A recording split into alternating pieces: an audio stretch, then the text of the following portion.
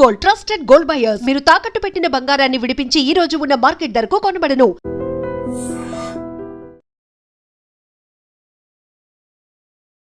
Welcome to iDream.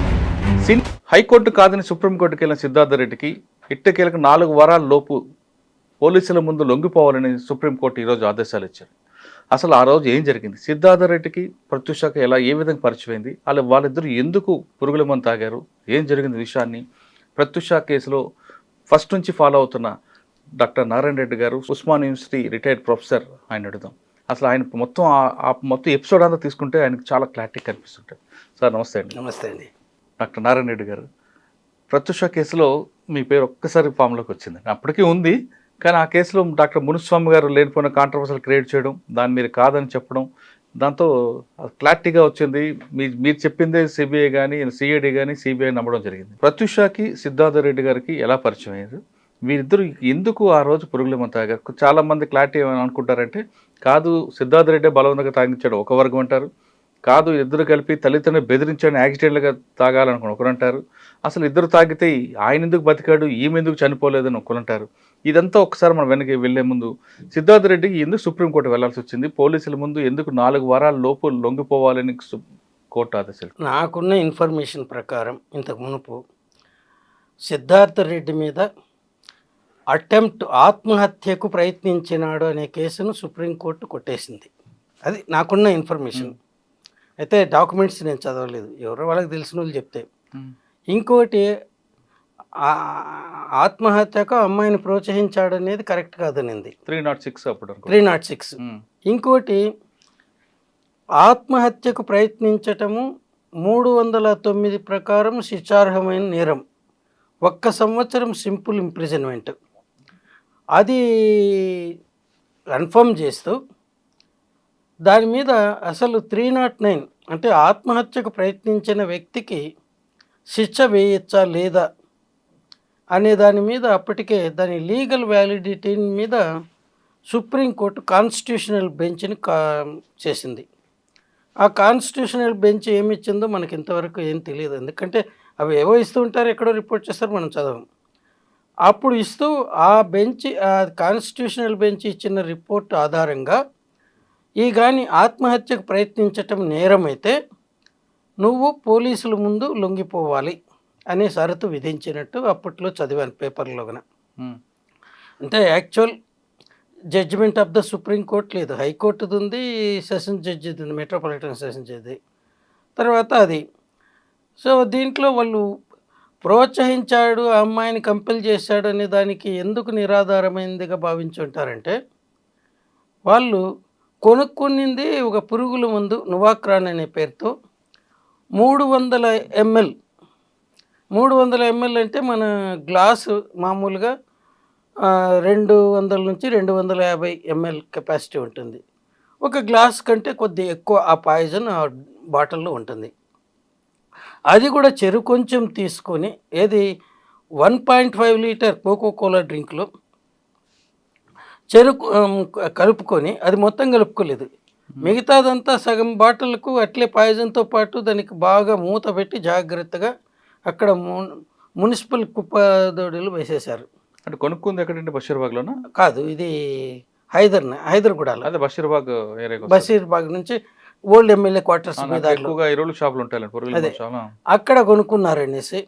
ఎందుకంటే వాళ్ళ తల్లిదండ్రులు బెదిరించడాక లేదు నిజంగానే? అదే చెప్తాను దీంట్లో మొత్తం. అంటే ఇక్కడ కొనుక్కున్న తర్వాత 2 క్యాడ్బరీ చాక్లెట్స్ కొనుక్కున్నారు తినడానికి, వాళ్ళిద్దరికి చెరొకటి. తర్వాత 1.5 లీటర్స్ కోకోకోలా బాటిల్స్ 2 కొన్నారు. దాంట్లో ఒకటి ఓపెన్ చేశారు. ఈ బాటిల్స్ ఓపెన్ చేయడానికి ఫిస్కర్ నైఫ్ అని బాటిల్ ఓపెనర్ ఓపెన్ తర్వాత ఈ బాటిల్స్ రెండింటిని ఓపెన్ చేసి వాళ్ళు కేవలం కొద్ది మందు మాత్రమే దాంట్లో కలిపారు, పూర్తిగా కలపలేదు. చావాలనుకుంటే పూర్తిగా కలిపేవాళ్ళు. రెండవది, వాళ్ళు చావాలనుకుంటే అది కొద్ది కిరోసిన్ స్మెల్ వస్తుంది, ఆర్గనోపాస్పేట్ కాంపౌండ్స్, ఆరోమాక్స్ అని పెట్రోలియం డెరివేటివ్, అది కిరోసిన్ లాగా చూడడానికి ఉంటుంది, దాని స్మెల్లే ఉంటుంది. అదేం పెద్ద కష్టం కాదు భరించటం. రాగా అట్లే తాగేసిందరు. అది కూడా ఒకటి కాకుండా 2 బాటిల్స్ కొనుక్కుందరు. వాళ్ళ దగ్గరేమో అబ్బాయి దగ్గర పైసలు ఉన్నాయి. నేను ఎందుకు అది వాళ్ళు ఆత్మహత్య చేసుకునేదానికి ప్రయత్నించలేదని చెప్తున్నానంటే ఈ సర్కమ్స్టాన్షియల్ ఎవిడెన్స్తో. తర్వాత కొద్ది మాత్రమే కలుపుకొని 1.5 లీటర్ కోకో కోలాలో ఇక్కడ వాళ్ళు 150 ml అంటే టీ కప్ అంత మాత్రమే ఎందుకు కలుపుకుంటారు? మొత్తం అంతా కలుపుకొని ఉండేవాళ్ళు కదా. ఇది లేదు. దాంట్లో కలిపింది ఎందుకు డైల్యూట్ చేయటం? చచ్చేదానికి కాదు. చచ్చేదానికే తీసుకొని ఉంటే నెక్లెస్ రోడ్డు మీద నుంచి తొందరగా నడుపుకుంటూ కారును ఎందుకు దీని కేర్ హాస్పిటల్ బంజారా హిల్స్కి వస్తారు? వస్తూ వాళ్ళ ఫ్రెండ్స్కి ఫోన్ చేసి ఆ హాస్పిటల్కి రమ్మని చెప్తారు. ఇవన్నీ కానీ మనం కానీ అనలైజ్ చేస్తే వాళ్ళు చావడానికి తాగలేదు. అబ్బాయి తల్లి ఎవరైతే వాళ్ళ పెళ్ళికి ఒప్పుకోవటం లేదో ఆమెను కంపెల్ చేసి ఆమె దగ్గర పెళ్ళికి ఒప్పించడానికి తాగినాడు అనేది నా ఒపీనియన్. అయితే నేను ఎక్కడ కానీ మా ఒపీనియన్ ఇదాన్ని ఎవరు అడగరు మమ్మల్ని. దేన్ని చచ్చిపోయినారని అడుగుతారు కోర్టులో కానీ ఎక్కడ కానీ. అడిగితే కానీ ఇది అంటే ఇది వచ్చేసి అటెంప్ట్ టు కమిట్ సూసైడ్ కిందకి కూడా రాదు. థ్రెటన్ టు కమిట్ సూసైడ్, బెదిరించటం, అటువంటి కేసుగా ఇది తెలుస్తుంది. సరే దాని కథ అక్కడ పెడితే ఈ అమ్మాయి కడుపులో ఎక్కువ తిప్పుతా ఉన్నింది అబ్బాయి కంటే. అప్పుడు అది తాగిన వెంటనే ఇది తిప్పుతూ ఉంటే అమ్మాయి గొడవ చేసింది. ఆ గొడవ చేసినప్పుడు వెంటనే కేర్ హాస్పిటల్కు తొందరగా కార్లో డ్రైవ్ చేసుకొని వచ్చినాడు. కారు నుంచి దిగుతూ ఉన్నప్పుడు అమ్మాయి వామిట్ చేసుకునింది. చేసుకుంటే అక్కడున్న హాస్పిటల్ అడ్మినిస్ట్రేటర్ అంటే మన దగ్గర ఆర్ఎంఓస్ అంటాం, ఉస్మానియా హాస్పిటల్లో కానీ గాంధీలో కానీ, ఆయన చూసి వీల్ చైర్ పంపించి వాళ్ళు ఆ అమ్మాయిని తీసుకొని వచ్చి అమ్మాయితో పాటు అబ్బాయి కూడా ఎంక్వైరీ కౌంటర్కి వచ్చి మేము ఇద్దరము కూల్ డ్రింక్లో కలుపుకున్న పెస్టిసైడ్ పాయిజన్ తాగినాము అని వచ్చినారు. ఇది వాళ్ళు కేర్ హాస్పిటల్కి చేరడం 7:45కు సాయంకాలం. కానీ వాళ్ళు 8 గంటల వరకు అడ్మిట్ చేసుకోవడానికి నిరాకరించినారు. మీరు పాయిజనింగ్ కేసు అంటున్నారు, మీరు గాంధీకి కానీ ఉస్మానియాకి కానీ పోండి, మా దగ్గర కాదు ఈ టైప్ కేసులు మేము తీసుకోమనేసి మళ్ళీ ఆఖరికి కన్విన్స్ అయ్యి 8 గంటలకు అడ్మిట్ చేసుకున్నారు. అబ్బాయిని ఒక చోట, అమ్మాయిని ఇంకో చోట, అబ్బాయిని జెంట్స్ సైడు, అమ్మాయిని లేడీస్ సైడు ఇంటెన్సివ్ కేర్లో అడ్మిట్ చేసినారు. చేసిన వెంటనే అబ్బాయి ఇచ్చిన ఫోన్ నెంబర్ ప్రకారము వాళ్ళ ఇంటికి ఫోన్ చేసి చెప్పినారు. అమ్మాయి ఇచ్చిన ఫోన్ నెంబర్ ప్రకారము వాళ్ళ మదర్కు ఫోన్ చేసినారు. వాళ్ళ మదర్ తార్నాకాలో ఉంటుంది. అక్కడి నుంచి ఆమె ఇమీడియట్గా ఈ వాళ్ళ కొడుకుని తీసుకొని ఆటోలో వచ్చింది ఇక్కడికి. వచ్చేప్పటి కేర్ హాస్పిటల్కు 9:30 అట్లయింది. ఈ మధ్యలో 8 నుంచి 8:30 మధ్యలో రిపీటెడ్ ఫోన్ కాల్స్ 3 పోలీస్ స్టేషన్లకు వెళ్ళినాయి. మొదట వీళ్ళు పంజగుట్ట పోలీస్ స్టేషన్కి చేస్తే అబ్బాయి అడ్రస్ బంజారా హిల్స్, అమ్మాయి అడ్రస్ ఉస్మానియా యూనివర్సిటీ అన్నారు. మళ్ళీ బంజారా హిల్స్ వాళ్ళేమో అప్పుడు తీసుకున్న వాళ్ళు మీ హాస్పిటల్ రోడ్డు కట్టుపక్కుంది, ఆ ఏరియా పంజగుట్టకు వస్తుంది అని పెట్టేసినారు ఫోను. మళ్ళీ ఉస్మానియా యూనివర్సిటీ వాళ్ళు ఇది ఉప్పల్ ఏరియా కిందకి వస్తుందా లేకపోతే ఉస్మానియా యూనివర్సిటీ కిందకి వస్తుందా తార్నాక్ అంటున్నారు కాబట్టి అక్కడ రోడ్డుకి ఇటుపక్క అటుపక్క అనేది ఉంటుంది, కనుక్కోండి అన్నారు. అయినా సరే వాళ్ళు 10 గంటల ప్రాంతంలో అక్కడికి వెళ్ళారు. 9:30, 10కి ఒక హెడ్ కానిస్టేబుల్. తర్వాత ఈ అమ్మాయి కండిషన్ చాలా సీరియస్గా ఉంటే 10:30 ఆ మధ్యలో రాత్రి వీళ్ళు ఒక జీప్లు ఇచ్చి వాళ్ళ వెహికల్ ఇచ్చి కారు 3 పోలీస్ స్టేషన్లకు అడ్రస్ చేసిన లెటర్స్ని పంపించారు కేర్ హాస్పిటల్ నుంచి. బంజారా హిల్స్ వాళ్ళు అబ్బాయి దానికి తీసుకెళ్ళి అక్కడ ఏఎస్ఐని పంపించారు ఇది చూసి రమ్మని. ఆయన చూసి ఆ అబ్బాయి నోట్లోన ముక్కుల్లోన గొట్టం ఉంది, మాట్లాడగలిగే పరిస్థితిలో లేడు అని రాసుకొని పోయినారు. అప్పుడే హాస్పిటల్ వాళ్ళు అదిగో ఈ అమ్మాయితో పాటు పాయిజన్ తీసుకున్న అబ్బాయి ఆ పక్కనే ఉన్నాడు చూడండి అంటే వాళ్ళు తిట్టిపోయినాడు. ఎందుకంటే అర్ధరాత్రిలో మంచి గాఢ నిద్రలో ఉన్నప్పుడు 1:30 టైంలో ఎర్లీ మార్నింగ్. ఎవరికైనా ఎట్లొస్తుందో తెలుసు. అనవసరంగా వీళ్ళు పంపాలన్నా కూడా అబ్బాయి మాట్లాడేట్టుగా ఉంటేనే చేయాల, లేకపోతే ఒక ఇన్ఫర్మేషన్ ఇవ్వాలి ఇట్లా అడ్మిట్ అయినారని. అంతేగాని వాళ్ళు వచ్చేది దేనికి? వాళ్ళని అడిగి ఎట్లా తాగినారో, ఎందుకు తాగినారో, ఏమైందో కనుక్కోవడానికి. మాట్లాడలేని స్థితిలో ఉండే వాళ్ళ గురించి మళ్ళీ వాళ్ళని వచ్చి మనం వాళ్ళకి ఇన్ఫర్మేషన్ ఇవ్వటమే, అంతేగాని వాడు విసుక్కుంటూ తిట్టి వెళ్ళిపోయినాడట. తర్వాత ఉస్మానియా యూనివర్సిటీ వాళ్ళు పోయేప్పటికీ ఈ అమ్మాయితో పాటు సాయంకాలం హెయిర్ డ్రెస్సింగ్ కోసరం ఇక్కడ రాజీవ్ గాంధీ సర్కిల్ దగ్గర ఇది రాజ్భవన్ రోడ్డు మీద బిగినింగ్లోనే అప్స్టేర్స్లో ఒక సెలూన్ ఉంటుంది.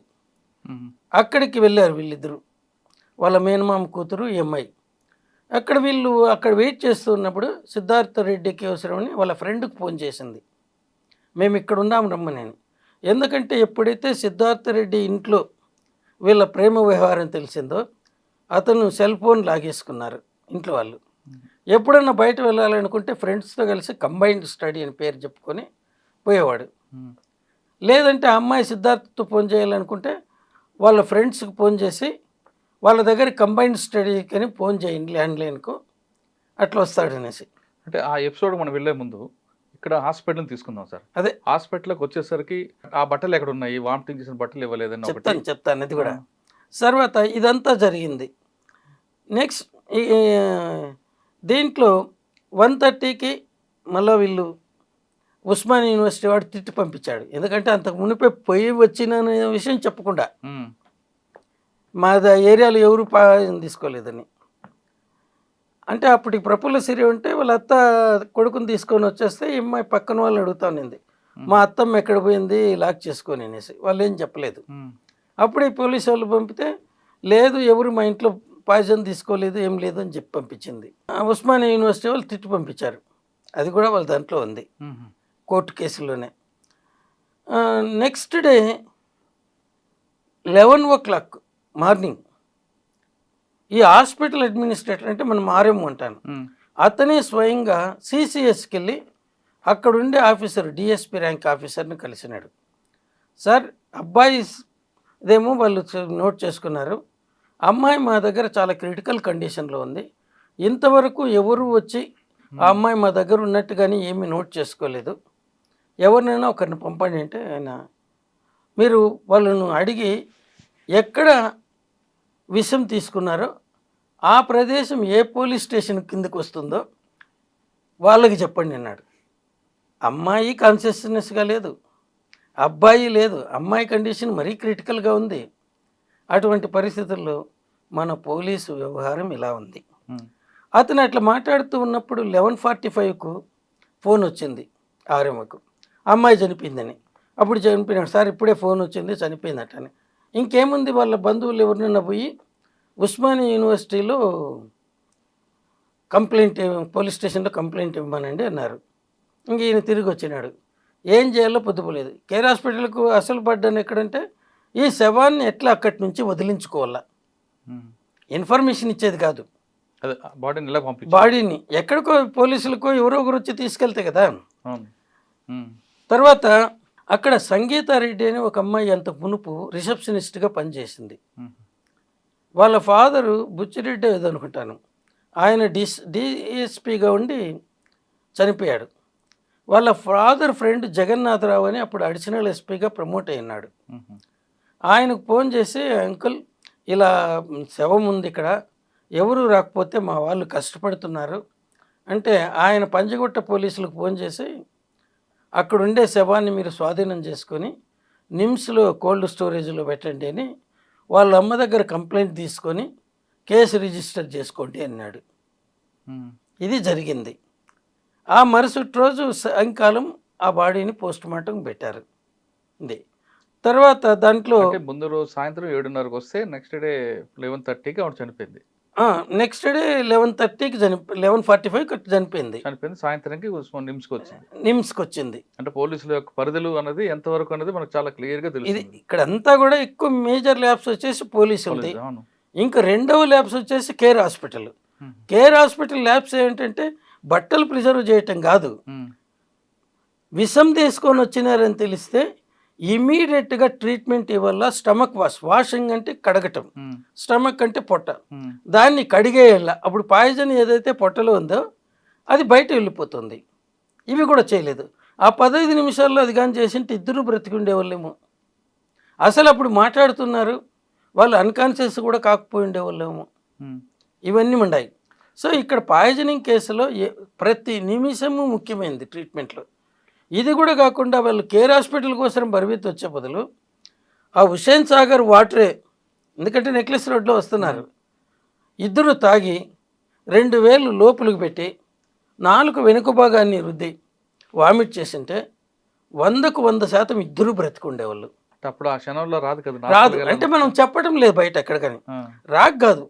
ఇప్పుడు ఇంట్లో పాయిజన్ తీసుకుంటారు, తీసుకున్న వాళ్ళకి బ్రతకాలని ఉంటే ఇది ఒక చిన్న సింపుల్ కిటెక్, లేదంటే ఇంక ఇంట్లో అయితే సాల్ట్ కలుపుకోవచ్చు, తాగితే వచ్చేస్తుంది. సార్ కేర్ హాస్పిటల్ నిర్లక్ష్యం అదొకటే కాకుండా బట్టలు ప్రిజర్వ్ చేయకుండా ఆ డస్ట్, దానికి కూడా వస్తాం. బట్టలు ప్రిజర్వ్ ఎప్పుడు చేస్తారు? పాయిజనింగ్ కేసులో ఎక్కడన్నా బట్టలు ప్రిజర్వ్ చేశారా? ఉస్మానియా క్యాజువాలిటీకి, గాంధీ క్యాజువాలిటీకి చాలా కేసులు పాయిజనింగ్ కేసెస్ వస్తాయి. వాళ్ళు ఒక్క కేసులో అయినా ప్రిజర్వ్ చేశారేమో కనుక్కోండి, అది ప్రొసీజరు. ఇక్కడ వచ్చింది రేప్ కేసు అయితే దాని మీద సెమన్ ఉంటుంది కదా, స్టెయిన్స్, ఆ సెక్రిసన్స్ అనేది వీళ్ళది. అక్కడ వచ్చింది ఏది? విషం తాగినాం, చావాలనుకొని ఇక్కడికి వచ్చామన్నారు. ఇంకా దాంతో ఎక్కడుంది? రెండవది ఆ అమ్మాయి అక్కడ పోతూ ఉన్నట్టే మొదట 8:30కంతా ఒకసారి అపస్మారక స్థితిలోకి పోయింది. అప్పుడు మళ్ళీ ఇవంతా రీసెసిటేషన్ చేసి బ్రతికించాడు. అప్పుడు బట్టల్లో దొడ్డికి కూడా పోయింది. ఈ విషయం వాళ్ళ తల్లికి చెప్పి వేరే బట్టలు తీసుకొని రండి అని ఫోన్లోనే చెప్పారు. ఇది కూడా ఆమె స్టేట్మెంట్స్లో ఉంది. మొదట ఆమె తర్వాత చాలా గట్టిగా వాదించింది, మా అమ్మాయి మీద అత్యాచారం జరగలేదు, ఇదంతా ఫాల్స్ అనేసి. దాంట్లోనే ఒక 13వ తేదీ ఫిబ్రవరి 2003లో మీరందరూ అడగచ్చు, మీకెందుకంత అంటే నా మీద రోజుగా అలిగే దుమ్మేస్తున్నారు కదా, కడుక్కుంటూ ఉండాలి, అందువల్ల బైహార్ట్ చేశాను, అంతేగాని లేకపోతే అప్పుడే మర్చిపోయింది. అక్కడ వాళ్ళు ప్రిజర్వ్ చేయాలనుకోలేదు. రెండవది దాంట్లో యూరిన్ పోయింది, మోషన్స్ పోయినాయి. అప్పుడు పోయినప్పుడు నర్సెస్ ఇంకా కింద స్టాఫ్ ఉంటారు, కత్తెర తీసుకొని కట్ చేసి దాన్ని డస్ట్బిన్ లేకేస్తారు. దీన్ని ఎందుకు కాంప్లికేట్ అయ్యిందంటే ఈ సోమరాజు గారు ఒకరాజు మీడియా వాళ్ళందరినీ పిలిచి వాళ్ళతో ఏం జరిగింది చెప్తూ, బట్టలు ఏమైనాయంటే ఇక్కడే ఉండే, ఎక్కడికి పోలేదు, పోలీసు వాళ్ళు తీసుకోలేదు, మా దగ్గరనే ఉండే అన్నాడు. మళ్ళీ ఆ సిస్టర్ని పిలిస్తే మన దగ్గర ఇంకా ఎక్కడ ఉంటాయనింది. పోలీసు వాళ్ళు ఏమన్నారు, వాళ్ళు మాకు ఇవ్వలేదు, మేము తీసుకోలేదంటారు. వాళ్ళు ఏమంటారు, అడగలేదు, మేము ఇవ్వలేదంటారు. రెండూ నిజమే. కానీ ఆ అమ్మాయి బట్టలు ఆ అమ్మాయి మీద ఉన్నవి తల్లి ఇంటి దగ్గర నుంచి తీసుకొని వచ్చినవి, తొడిగారు ఈ బట్టలు కట్ చేసేసిన తర్వాత. సో దాంట్లో అమ్మాయి బట్టలు ఎక్కడ పోయినాయి అనేది ఎవరికేమీ అనుమానం కూడా లేదు.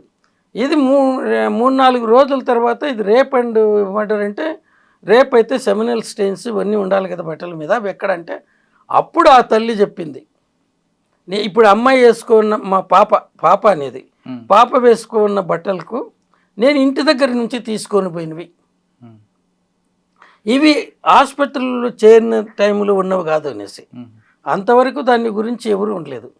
అంతకాలం నేను ఇక్కడ చెత్త వేసిపోతే మీరు దాచుకుంటారా? హాస్పిటల్ అయినా దాచుకుంటుందా? ఉండదు.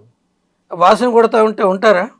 కాదు సార్, మీరు చెప్తున్నట్టుగా సూసైడ్ భయపడదామనే ఉద్దేశం తాగారు, కానీ ఇంత కాంప్లికేటెడ్ ఎందుకు అయిందండి సిచ్యువేషన్? కాంప్లికేటెడ్ ఎందుకైందంటే మునుస్వామి గారు ఆ రోజు డ్యూటీలో లేరు, అనుకోకుండా అక్కడికి పోయినారు.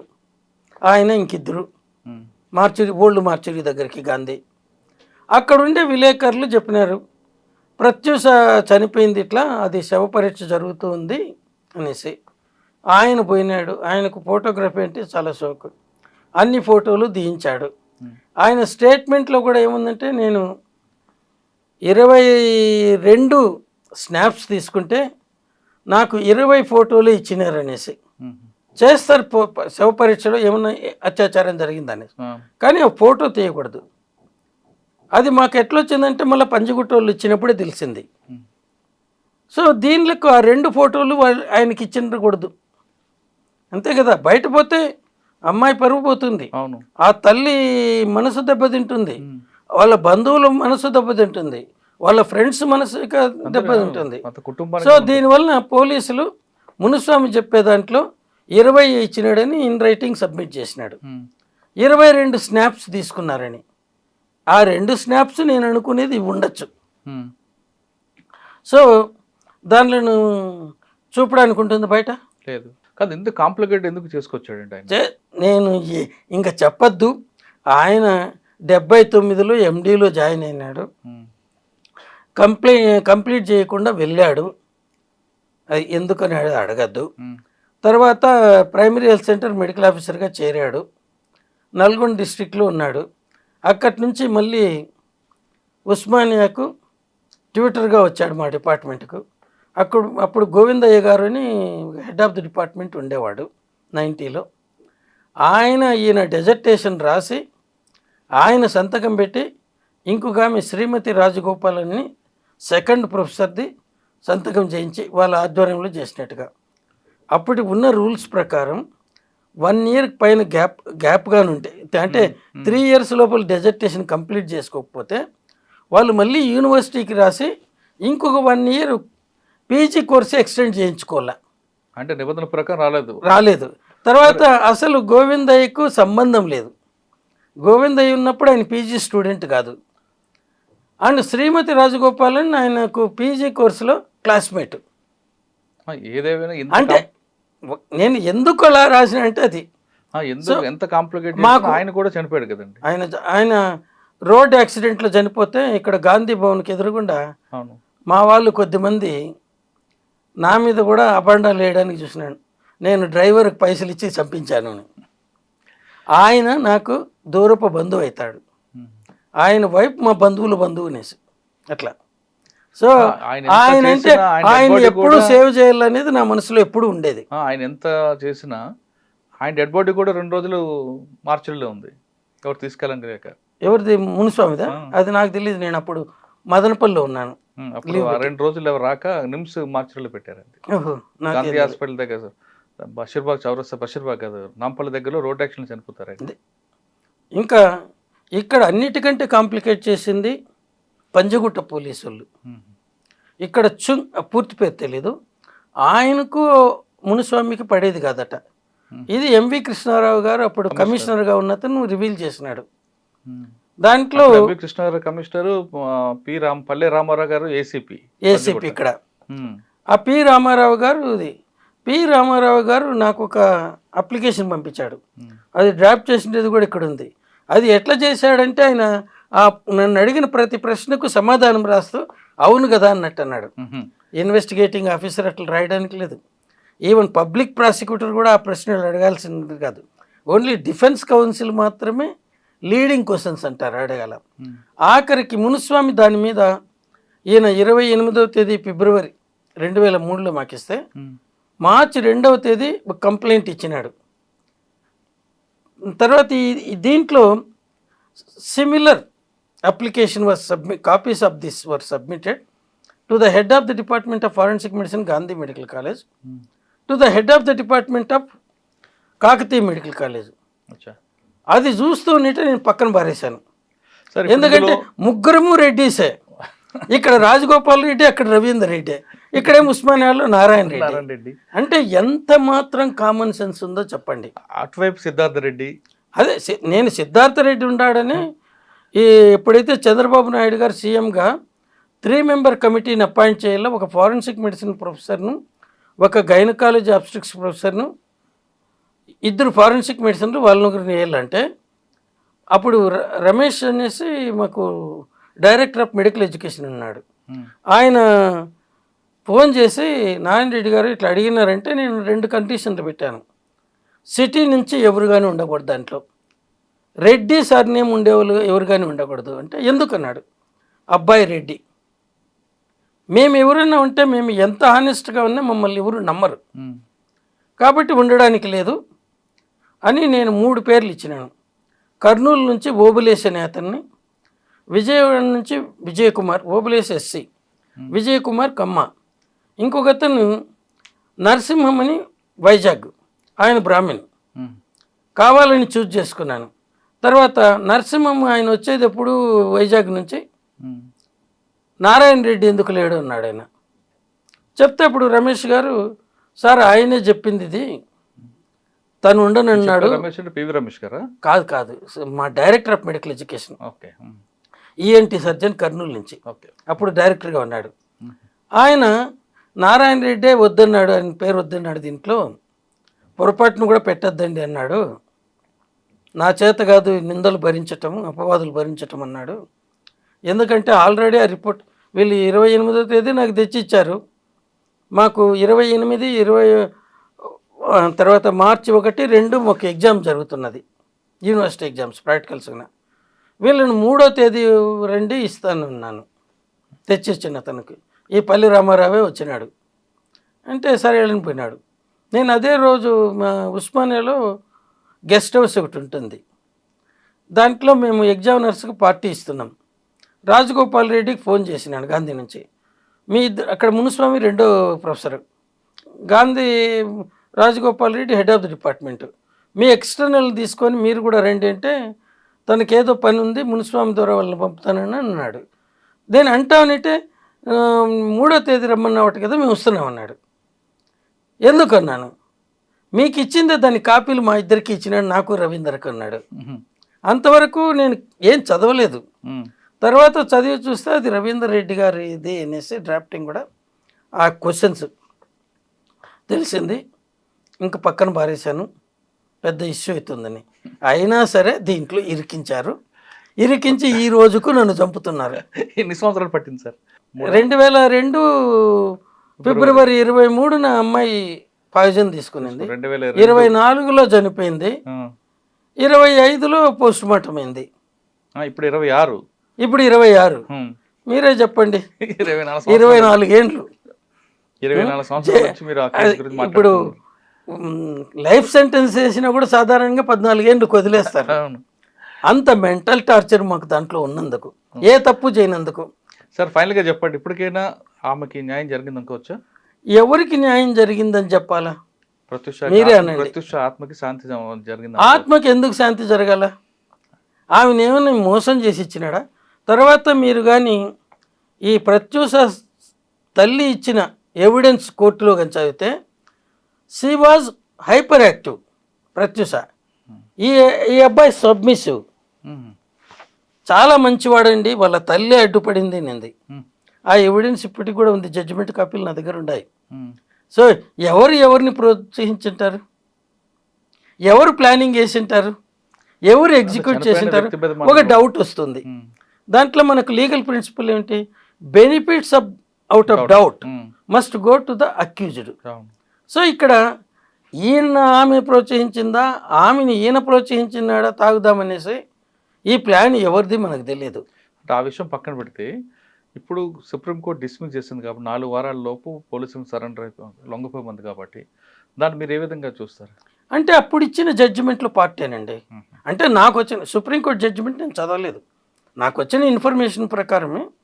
అప్పుడు ఏంటంటే అబెట్మెంట్ టు కమిట్, అంటే పాయిజన్ తీసుకోవడానికి ప్రోత్సహించిండాడు అనేది డౌట్ కాబట్టి దాన్ని తీసేశారు. తర్వాత పాయిజన్ తీసుకున్నాను అనేసి నా అంతట నేనే తీసుకున్నానని ఆయన స్టేట్మెంట్ ఉంది. ఆ స్టేట్మెంట్లో మేము చావడానికి తీసుకోలేదు ఇవన్నీ చెప్పేవారు పూర్తిగా. సో నేను తీసుకున్నాను మా అంతట మేమిద్దరం అని ఉంటుంది. సో నేను సూసైడ్ చేసుకోవాలనుకున్నాను. సూసైడ్కి అటెంప్ట్ చేసి నీ కర్మజాలకు బ్రతికితే శిక్ష అనుభవించు. ఎంటైర్ ఇండియన్ పీనల్ కోడ్లో 511 సెక్షన్స్ ఉంటాయి. మళ్ళీ దాంట్లోకి ఏబిసిడీలు చేర్చన్నారు కొత్తగా. ఇన్నిట్లో ఒకే ఒక పెక్యులర్ సెక్షన్ ఏంటంటే, చేయదలసిన అఫెన్స్ కానీ కంప్లీట్ చేస్తే శిక్ష లేదు. శిక్ష లేనిది ఫెయిల్ అయితే మాత్రమే శిక్ష ఉండేది, ఇది ఒక్కటే 309. 9. కానీ దాన్ని కూడా రద్దు చేయాలని సుప్రీంకోర్టులో అప్పుడు ఆర్గ్యుమెంట్ జరిగింది కదా సార్. సుప్రీంకోర్టులో ఆర్గ్యుమెంట్ ఎందుకంటే ఒక జరిగింది, మనిషి ఆత్మహత్య చేసుకోవాలంటే ఆ అది ఆత్మహత్య జరిగింది. భావం ఒక కాన్స్టిట్యూషనల్ బెంచ్ దాన్ని ఒప్పుకునింది, ఉమ్, ఇంకొక కాన్స్టిట్యూషనల్ బెంచ్ దగ్గర పెండింగ్ ఉంది. ఉమ్, అందుకే సుప్రీంకోర్టు అప్పుడు జడ్జిమెంట్ ఇచ్చిన తర్వాత based on the outcome of the constitutional bench judgement you can go and surrender um, to face the 1 year simple imprisonment.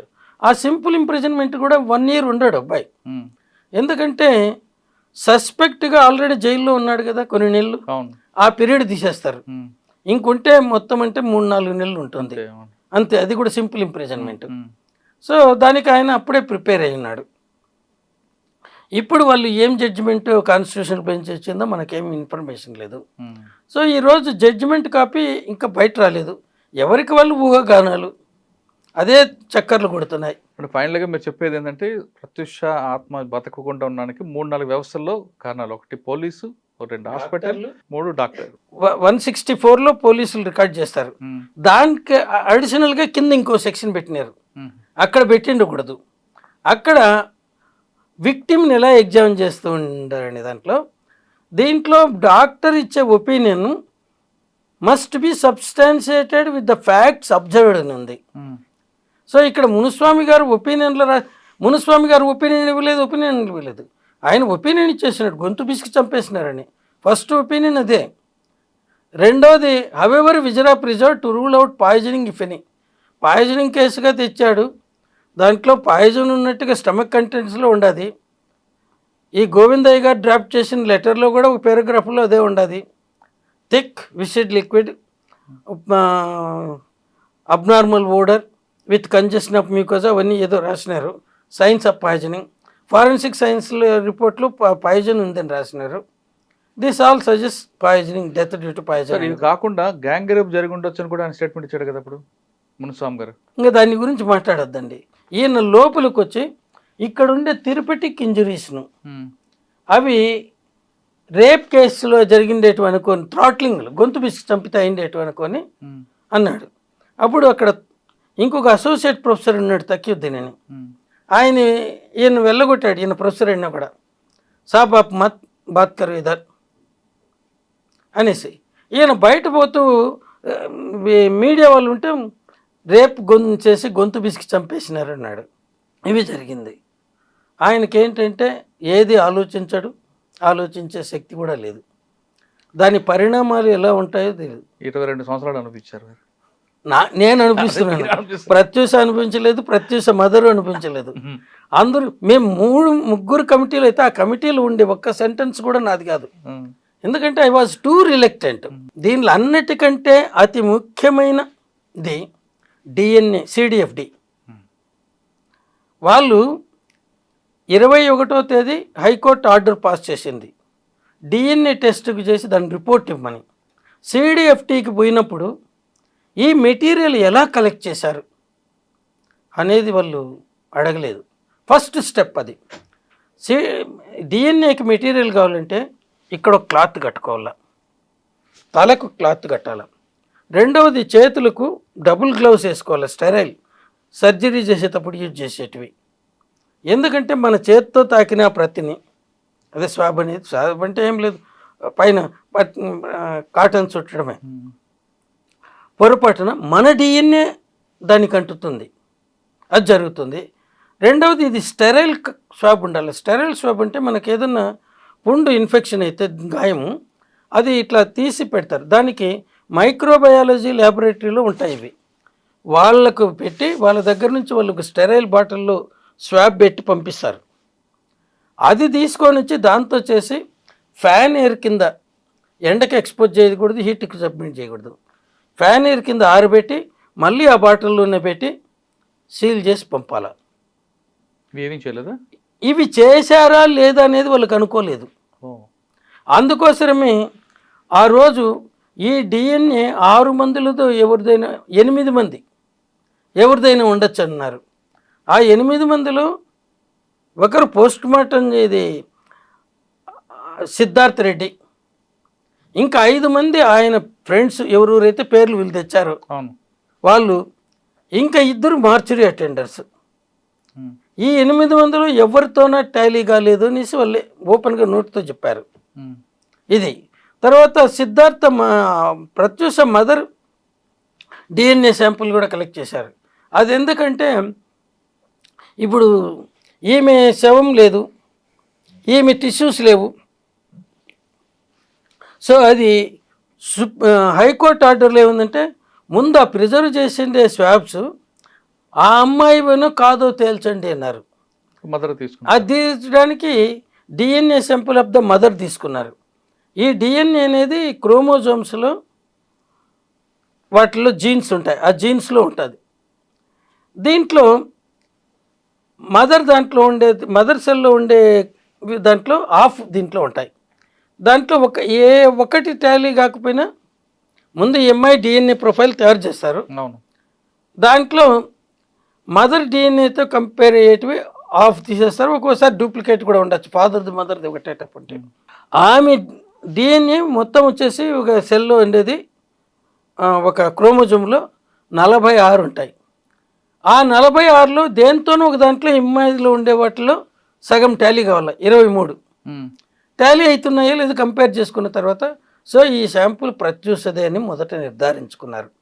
నిర్ధారించుకున్న తర్వాత వీళ్ళలో ఇంక్లూడింగ్ 2 మార్చురీ అటెండర్స్, అవును. ఆ మార్చురీ అటెండర్స్ని పెడితే వాళ్ళంతా పైన ఎక్కడ స్ప్రెడ్ చేసినారంటే వాళ్ళు ఏమైనా శవం మీద అత్యాచారం చేశారన్నట్టు. శవము ఇక్కడ నిమ్స్ హాస్పిటల్లో ఉన్నాడు అనేది కూడా తెలియదు. ఉమ్, అంటే మనం సృష్టించుకోవడానికి ఏమన్నా చేసుకోవచ్చు. ఈ టైప్లో ఉన్నారు. వాళ్ళు ఎవరితోనే టాలీ కాలేదు. ఉమ్, ఎవరితోనే టాలీ కాలేదంటే ఏంటి, మా వాళ్ళు శవపరీక్ష చేసేటప్పుడు కాటన్ ఉంటుంది మార్చురీలు ఎప్పటికైనా. ఉమ్, అది ఎందుకు ఉపయోగిస్తాం, మనకి ఎక్కడన్నా గాయం జరిగితే దాని మీద కాటన్ వేసి బ్యాండేజ్ కడతాం. ఎందుకు అది అట్లే ఆడపిల్లలు మెన్స్ట్రువల్ బ్లీడింగ్ బయట రాకుండా ఇప్పుడు ప్యాడ్స్ కట్టుకుంటారు.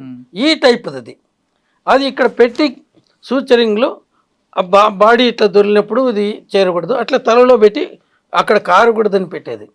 అది డర్టీ కాటన్. అది ఎన్నోసార్లు మా వాళ్ళు గ్లౌడ్ హ్యాండ్స్, ఒకసారి పొద్దున వస్తువు నెట్టే ముందు దాన్ని అంతా శుభ్రం చేస్తారు మార్చురీని. చేసిన తర్వాత చేతులు కడుక్కొని వాళ్ళు తెచ్చుకున్న టిఫిన్ తింటారు. మళ్ళీ సాయంకాలం ఇంటికి పోయి స్నానం చేసేంతవరకు ఇంకేం ముట్టరు మధ్యలో, ఒక టీ తప్ప. టీ ఎందుకంటే అది ప్లాస్టిక్ది ఉంటుంది కాబట్టి వేడిగా ఉంటుంది కాబట్టి. మిగతాది ఏదైనా మీరు ఇచ్చినా కూడా తీసుకోరు వాళ్ళు. మీకు తెలుసు గాంధీ మార్చురీ, ఉస్మానియా మార్చురీ ఎట్లుంటాయో. అవును, చూసా. అది ఇంకా దాన్ని నేను ఎక్స్ప్లెయిన్ చేయాల్సిన అవసరం బాగున్నాయి కానీ ఒకప్పుడు మీరు అన్నట్లుగా ఉండలేదు. అదే ఆ కాలంలో కూడా గాంధీ మార్చురీ అయితే ఇంకా వర్స్ట్గా ఉండేది. అవును. సో ఇది పరిస్థితి. దాంట్లో ఇవి కంటామినేటెడ్ కాటన్. వీళ్ళు 8 మందిది కానప్పుడు ఇంకెవరిది అయినప్పుడు వీళ్ళు బయట పెట్టాలనా? ఉమ్, అక్కడ ఎవరికీ ఇవ్వకుండా అది సీల్డ్ కవర్లో పెట్టేశారు. హైకోర్టులో రిజిస్ట్రార్ జ్యుడిషియల్ కింద 5 ఏళ్ళ వరకు ఓపెన్ చేయకూడదు అనేసి. అదేముంటుంది సార్. మరి ఏం చేశారో మనకు తెలియదు. మీకు ఇంత గొడవ చేసే బదులు దాంట్లో ఏముంది అడగచ్చు కదా. ఇది ఏంటంటే మనము ఒక సీక్రెట్ అనుకొని మన మనసులో దాచుకున్నది ఏది, కానీ అది బయటికి ఎక్స్ప్రెస్ చేసేంత వరకు మీ మనసు ఊరుకోదు. ప్రత్యూష కేసులో వ్యవస్థలోని లోపాలు బయటపడ్డాయి అంటున్నారు నారాయణ రెడ్డి గారు.